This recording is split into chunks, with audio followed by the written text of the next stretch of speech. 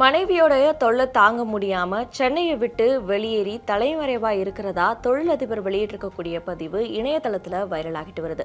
Prasanna சங்கருங்கிறவர் வெளியிட்டிருக்கக்கூடிய Twitter பதிவுல, என் பேர் Prasanna, 10 billion அமெரிக்க dollar மதிப்பிலான ரிப்ளிங் நிறுவனத்தினுடைய நிறுவனர். நான் விவாகரத்து பெற போறேன். சென்னை போலீசார் கிட்ட இருந்து தமிழ்நாட்டுக்கு வெளியில மறைஞ்சிருக்கக்கூடிய நான் இப்போ தப்பி ஓடிக்கிட்டு இருக்கேன். இது என்னுடைய கதைன்னு தன்னுடைய முதல் பதிவுல குறிப்பிட்டிருக்காரு. தொடர்ச்சியா அவர் வெளியிட்டிருக்கக்கூடிய பதிவுகள்ல, சென்னையில பிறந்து 20 வருஷம் இங்க வாழ்ந்துட்டு வந்தேன். திருச்சி NITல படிச்சேன். அங்கதான் என்னுடைய மனைவியை சந்திச்சேன். இந்தியாவுல நம்பர் 1 கோடரா தரவரிசைப்படுத்தப்பட்டேன். தொழில்நுட்ப நிறுவனங்களை தொடங்க அமெரிக்காவுக்கு போயிருந்தேன். நானும் என் மனைவி திவ்யாவும் திருமணமாகி 10 வருடங்கள் ஆகுது. எங்களுக்கு 9 வயசுல ஒரு மகன் இருக்கான். சமீபத்துல என்னுடைய மனைவிக்கு அனுப்புங்கிற நபரோட 6 மாதங்களுக்கும் மேலா காதல் உறவு இருப்பது தெரிஞ்சதுமே எங்களுடைய திருமணம் முறிஞ்சிருச்சு. அனுப்பினுடைய மனைவி என் மனைவி அனுப்புக்காக அனுப்பியிருந்த செய்திகளையும் அவங்களுக்காக ஹோட்டல் முன்பதிவு செய்ததுக்கான தகவல்களையும் எனக்கு அனுப்பியிருந்தாங்க. அதுக்கு பிறகு எங்களுடைய விவாகரத்தினுடைய ஒரு பகுதியா நான் என்னுடைய மனைவிக்கு எத்தனை மில்லியன் டாலர்கள் செலுத்த வேண்டும்னுங்கிறதுக்காக விதிமுறைகளை பத்தி பேச்சுவார்த்தையும் நடத்தியிருந்தோம். அவங்க மகிழ்ச்சி அடையவே இல்லை. அதுக்கு பதிலாக நான் அவங்கள அடிச்சுதான் என் மேல போலி புகாரை போலீஸ்ல கொடுத்திருந்தாங்க.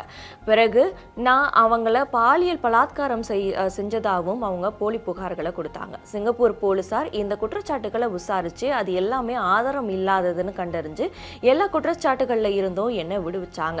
நான் இந்தியாவில் விவாகரத்து கேட்டு மனு தாக்கல் செஞ்சிருந்தேன். விவாகரத்தின் மூலமா அதிக பணம் சம்பாதிக்க என்னுடைய மனைவி அமெரிக்காவில் விவாகரத்து கேட்டு மனு தாக்கல் செஞ்சாங்க. பிறகு அவங்க விவாகரத்து வழக்குல உதவுறதுக்காக என்னுடைய குழந்தைய அமெரிக்காவுக்கு கடத்திட்டு போக ஆரம்பிச்சாங்க. நான் அமெரிக்காவில் ஒரு சர்வதேச குழந்தை கடத்தல் வழக்கை தாக்கல் செஞ்சேன். நீதிபதி எனக்கு சாதகமா தீர்ப்பளிச்சு குழந்தைய திருப்பி தர சொல்லியிருக்காரு. அவங்க சிங்கப்பூர்ல சட்டங்களை மீறினதுனால எங்களுடைய சொந்த ஊரான சென்னைக்கு வந்து இங்கேயே குடியேறின அவங்க என்னோட பேச்சுவார்த்தை நடத்தினாங்க. நாங்க ஒரு புரிந்துணர்வு ஒப்பந்தத்துல கையெழுத்திட்டோம். நான் அவங்களுக்கு மாசம் தோராயமா 9,43,00,000 செலுத்துறதா ஒப்பந்தம் கையெழுத்தாக்கி இருந்தது. நான் அவங்களையும் என் மகனையும் சென்னைக்கு திருப்பி அனுப்ப விமான டிக்கெட்டுகளையும் முன்பதிவு செஞ்சேன். புரிந்துணர்வு ஒப்பந்தத்தினுடைய ஒரு பகுதியா எங்களுடைய மகனை சரிபாதி காலம் பராமரிக்க ஒப்புக்கொண்டோம். அது சிறிது காலம் தான் நடந்தது. புரிந்துணர்வு ஒப்பந்தத்தினுடைய ஒரு பகுதியா குழந்தையினுடைய பாஸ்போர்ட்டை ஒரு பொதுவான லாக்கர்ல வைக்க வேண்டியிருந்தது. ஏன்னா அவங்க தப்பி போயிருவாங்க அப்படின்னு நான் பயந்தேன். ஆனா அவங்க அதை பின்பற்ற மறுத்துட்டாங்க. புரிந்துணர்வு ஒப்பந்தம் செல்லாதனும் இனிமே இன்னும் அதிக பணம் தர வேண்டும், விவாகரத்து கோரி மீண்டும் அமெரிக்கால போகிறதாவும் அவங்க சொல்ல தொடங்கினாங்க. கவலை அடைஞ்சேன்னா நீதிமன்றத்துக்கு போய் பாஸ்போர்ட்டை லாக்கர்ல வச்ச பிறகுதான் என்னுடைய குழந்தைய திருப்பி தருவேன்னு சொன்னேன். அவங்க நீதிமன்றத்துக்கு போகவே இல்லை. அதுக்கு பதிலாக இரவு 10 மணிக்கு என் ஹோட்டலுக்கு வந்து என்னுடைய மகனை 10 நிமிடங்கள் லாபிக்கு அழைச்சி மூளை செலவை செய்ய ஆரம்பிச்சாங்க. அதை நான் தடுத்து நிறுத்தினேன். பிறகு அவங்க போலீஸை அழைச்சி எனக்கு எதிராக ஒரு கடத்தல் புகாரை கொடுத்தாங்க. நள்ளிரவில் போலீஸார் கதவை திட்டினாங்க. ஆனால் நான் அதுக்கு முன்னாடியே அங்கிருந்து தப்பிச்சிட்டேன். நான் உடனடியாக என் தரப்பு நியாயத்தை என் வழக்கறிஞர்களோட போலீஸாருக்கு அனுப்பி குழந்தை தானா முன் வந்து ஒப்படைக்கப்பட்டதை விளக்கினேன். குழந்தை என் கூட மகிழ்ச்சியா தான் இருக்கு, வீடியோ அழைப்பில் வேணா அதை காட்டுறேன். மேலும் இந்த விவகாரம் நீதிமன்றத்தில் இருக்கு, அதனால போலீசார் தலையிடக்கூடாதுன்னு தெரிவிச்சேன். ஆனா தொடர்ந்து போலீசார் என்ன கண்டுபிடிக்க முயற்சி செஞ்சுட்டு வராங்க. அது எனக்கு ஆச்சரியமா இருந்தது.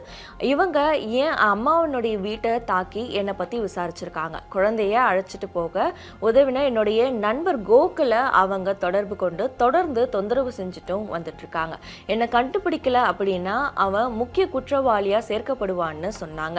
பயந்து போன கோகுல் இது கணவன் மனைவிக்கு இடையிலான பிரச்சனை அப்படின்னும் அவரை தனியா விட்டுற வேண்டும்னு போலீசார் கிட்ட சொல்லிட்டு பெங்களூருக்கு போயிருக்காரு. ஆனா வாரண்ட் அப்படி இல்லைன்னா ஆவணங்கள் இல்லைன்னா உள்ளூர் பெங்களூர் போலீஸருக்கு எந்த ஒரு தகவலும் இல்லாம மஃப்டியில உடையில பெங்களூரு போன போலீஸ் அவரை கைது செஞ்சு சென்னைக்கு அழைச்சிட்டு போயிருக்காங்க. கடந்த 3 நாட்களா அவர் எந்த ஒரு FIR-ம் இல்லாம காவல்ல இருக்காரு. நான் சரணடையலைன்னா அவர் துன்புறுத்தப்படுவாருன்னு என்ன எச்சரிக்கிறாங்க. அவங்க அவரை ஒரு மேஜிஸ்ட்ரேட் முன்னாடி ஆஜர்படுத்தவே இல்லை. அதுக்கு பதிலாக தினமும் காலையில அவரை ஸ்டேஷனுக்கு வரவழைச்சு இரவு வரைக்கும் உட்கார வச்சு வீட்டுக்கு அனுப்புறாங்க. என் மேல பல குற்றங்கள் சுமத்த காவல்துறையும் என் மனைவியும் விரைவில் ஒரு கூட்டு பத்திரிகையாளர் சந்திப்பை நடத்த இருக்காங்க.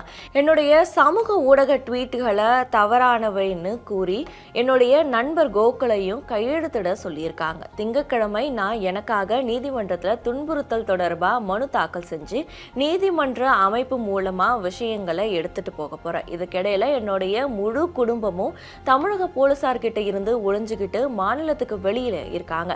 என்னுடைய செல்போன் இருப்பிடம், கார், யூபிஐ, ஐபி எல்லாமே போலீசார் கண்காணிச்சுட்டு வராங்கன்னு தொழிலதிபர் பிரசன்னா தன்னுடைய ட்விட்டர் பக்கத்துல பதிவிட்டிருக்காரு.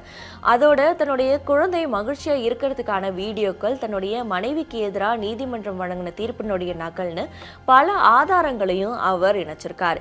இதனுடைய உண்மைத்தன்மை என்னங்கிறது முழுமையா தெரியாத நிலையில சமூக வலைதளங்கள்ல பலரும் பிரசன்னாவுக்கு ஆதரவா கருத்துக்களை பதிவிட்டு வந்துகிட்டு இருக்காங்க.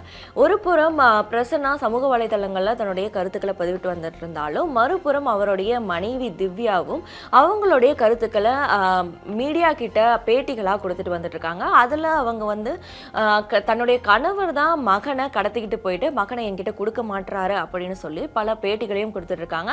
அவர் சொல்லக்கூடிய விஷயங்கள் எல்லாமே உண்மைக்கு புறம்பானது அப்படிங்கிற பேட்டிகளையும் கொடுத்துட்டு இருக்காங்க. இந்த விவகாரத்துல யார் சொல்றது உண்மை, யார் பக்கம் நியாயம் இருக்கு அப்படிங்கிறது விசாரணையினுடைய முடிவுல தான் தெரிய வரும். பொறுத்திருந்து பார்க்கலாம்.